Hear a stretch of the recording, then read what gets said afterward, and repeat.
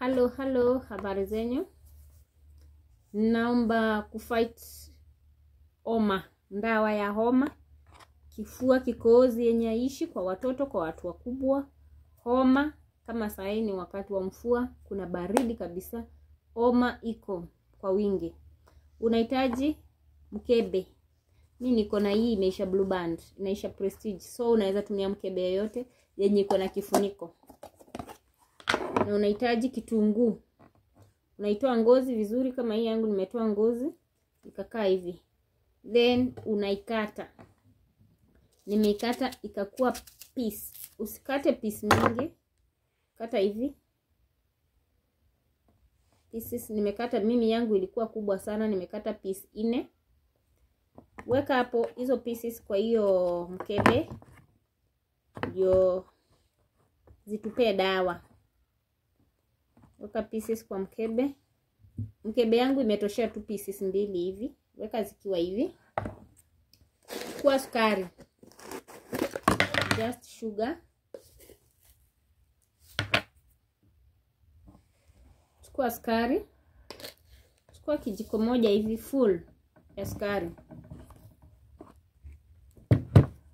Weka kwa ile kitunguu yako hivi.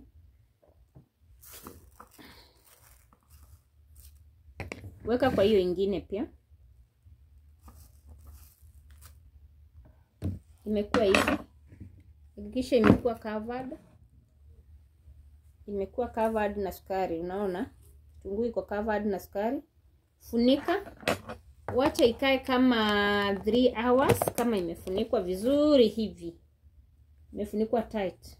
After 3 hours ukuje ufutoe kifuniko, utapata hiyo sukari imeyeyuka, imeweka maji. Hata kitunguu utapata imeyeyuka maji yake. Yote imechanganyika, imekuwa maji fulani. Hiyo maji ndio ndawa ya homa na kikohozi yenye ishi, na wale watoto wako na allergy wanasikia huku saa zote kuna shida. Weka hivyo. Ukipata hiyo maji after 3 hours, chukua kijiko, chota kijiko moja kubwa hii ya chai ya kukula.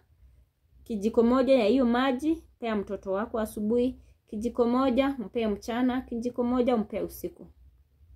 Kesho pia tengeneza ingine kama hiyo. Usitumie kitunguu moja kwa siku 2. Ukitumia hii after 3 hours utatoa tu maji, lakini kitunguu utaiacha hapo ndio itaendelea kuyeyuka.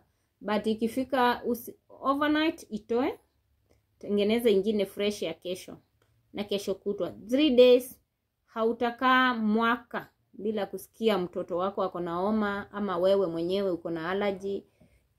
Hiyo story ya allergy na homa itaisha hivyo. Bye bye.